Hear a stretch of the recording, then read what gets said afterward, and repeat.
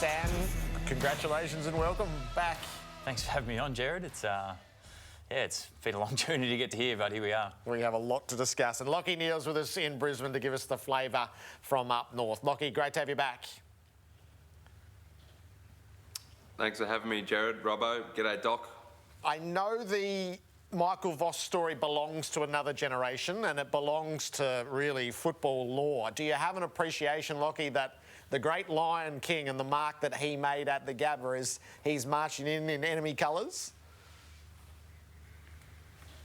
Yeah, absolutely. He's a superstar, former player for the football club, Hall of Fame. His photo is everywhere at the Gabba and at the new facility as well. There's photos of Vossi everywhere, so appreciate his greatness. I was a Port supporter growing up, so he used to beat up my Port boys a fair bit until 04, which was nice to get one back on him. But yeah, superstar player, and he's done a great job with the Blues the last couple of years. So yeah, hopefully we can knock him off on the weekend, but he will always be a legend of the footy club.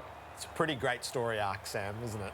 Yeah, it's funny how it's all sort of panned out in the end, and he's been speaking highly of his time up there, and mentioned to us after the game he's never lost a prelim at the Gabba, so we're hopefully bringing a bit of a good omen up there, which is a bit funny after the game. But no, it's funny how the world works, Jared. It's there's just storylines everywhere along the thing, and to have Vossi as a Blue heading up to his old den, it's yeah, pretty crazy. How are you? How's the one of the most talked about wings in football? I'm good. Yeah, I managed to, although it didn't look great, I've managed to sort of come out of it really well, pain-free. Pretty much got all my movement back in my shoulder, so I'll train tomorrow, not contact, and just try and rest up a bit. But so no, clearly it popped out. When you're dislocated a shoulder, we know a lot of people, it pops in and out. Here's the play here. This happens all the time. You overstretch, bang, out it goes. Just tell us. It doesn't look great. I've never done a shoulder, so it's sort of unknown territory for me, but it's obviously out for a fair period. Did you look at it? What were you thinking then? Well, to be honest, I looked down and thought my year was done. Shoulders generally aren't great news when you do them the first time, but yeah, over the next sort of period of time was pretty crazy, my emotional state of where my head went. But pretty lucky that it was probably, it's a bit strange to say, but it was probably the best case scenario for popping your shoulder out.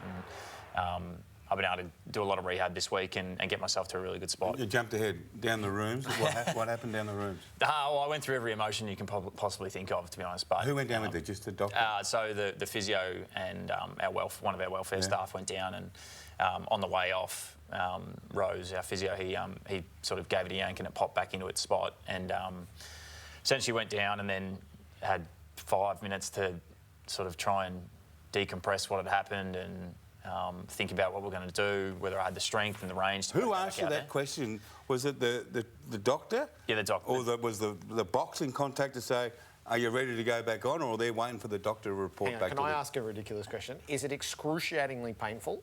I think some of them are. As much as I want to stand here and say I'm tougher than I am, mine wasn't overly painful, whether that was the shock or whatever of the occasion. It was uncomfortable, but it wasn't excruciating. I've spoken to lots of guys about their shoulders, as you can probably imagine this week, but popping it out the front isn't as painful as popping out the back, so I had a tick there. But to answer your question... Yeah, when was the decision made? Well, it basically went down there for 5 minutes, had a quick look at it, had a few tests and bits and pieces, and then it was sort of between me, the doc, and the physio, and then Vossi at half-time.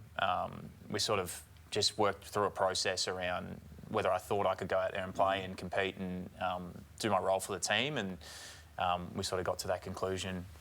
Rolled down there and struck it up, did a very poor fitness test against Sammy Durden at half-time. This might be illogical, but did it come into play that this was a qualifying final, this was an elimination game, you've got to get back out there and give your best, or was it, no, I'm ready to go? Well, there's definitely elements of there's potentially no next week, so if you're ever going to put it all out there, that's the game. So that's probably a bit of Vossi's advice. He said that don't think too far ahead. we either win or lose this, and we move on, and we don't. So that was a little. that was a little. You got his judgment. That was a little bit of just. No, we spoke through it, like probably that scenario a few times, and by the time I was having the conversation with Vossi, I was already taking my shoulder up, so my decision was already made by then. So we have an emotional stake now in watching you play. So I watched closely. You shirked nothing physically, took overhead marks, which took my breath away. So how do you work your way through it? Is it trial and just see how you go? How did you approach the second half? Yeah, a bit of that. I sort of got a handball away early in the quarter, which helped, and then sort of copped a bump, probably not far off that. The thing that I probably didn't really test was the overhead mark, which sort of came when I was deep in D50, so I had to sort of go up for it. So, but it's a bit of that. I would liken it to a bit of your rehab when you're going through long-term injuries. It's the first time you do something, there's an element of fear, and then once you do it, you're fine. So that third quarter was a bit of trial and error, and trying to play the game in a way that I wasn't going to get too hurt. And by the end of the game, I sort of was running on adrenaline, and no, I can't remember too much of the last 10 minutes, to be honest. Well, we're going to try to trigger your memory on that, but I just want to ask Lachie, were you watching this game and the mayhem at the end?